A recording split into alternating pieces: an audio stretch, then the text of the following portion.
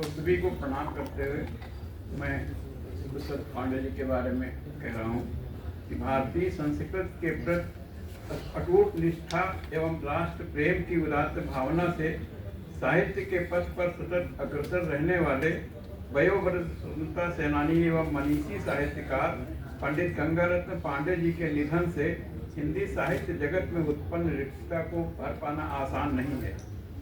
दिनांक 19/5/2015 ईस्वी दिन मंगलवार को 97 वर्ष की अवस्था में आपका दुखद निधन हो गया और ऐसा प्रतीत हुआ कि जैसे हमारे सदस्य तमाम लोग एक विशाल वट वृक्ष की छाया से अकस्मात वंचित हो गए।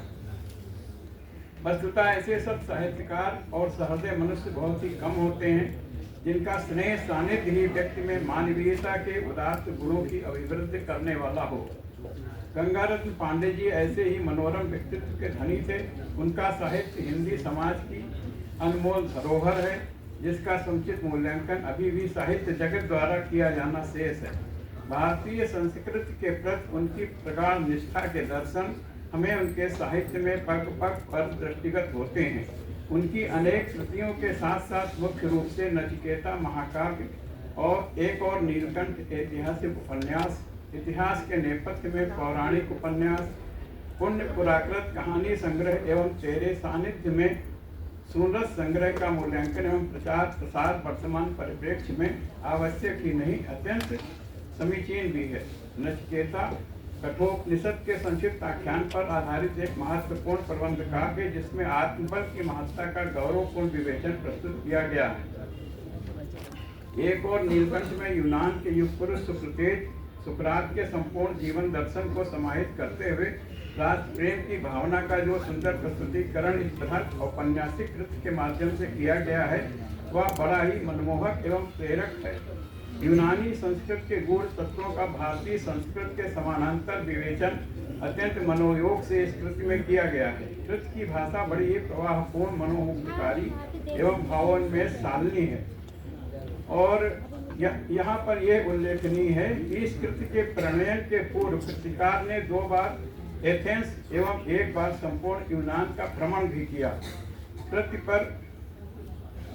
और इसी प्रकार और पांडे जी का जन्म आज से लगभग 108 वर्ष पूर्व दिनांक 27 अप्रैल 1918 को उन्नाव जनपद के ग्राम पडरी कला में हुआ था। और अंत में शिक्षा समाप्त होने के बाद वहां से जब उन्होंने शिक्षा प्राप्त कर उत्तर प्रदेश सरकार के अधीन क्षेत्रीय मध्य निषेध अधिकारी के पद पर कार्य किया। फिर प्राय 2.5 वर्ष केपीएन इंटर कॉलेज मौरामा उन्नाव में और सन 1952 से 1962 ईस्वी तक कानपुर कॉलेज लखनऊ में अध्यापन किया। तदुपरांत भारत सरकार के केंद्रीय हिंदी निदेशालय दिल्ली में 1962 से अप्रैल 1977 ईस्वी तक सेवा करके उपनिदेशक पद से सेवानिवृत्त होकर लखनऊ आए। पांडे जी स्नेहशील एवं साहित्य प्रेरणादायक व्यक्तित्व के धनी थे। स्वाभिमान और निर्भीकता उनके स्वभाव के मुख्य अंग थे। नवोदित साहित्यकारों के सहृदय प्रेरणा स्रोत और दिशा निर्देशक थे आप।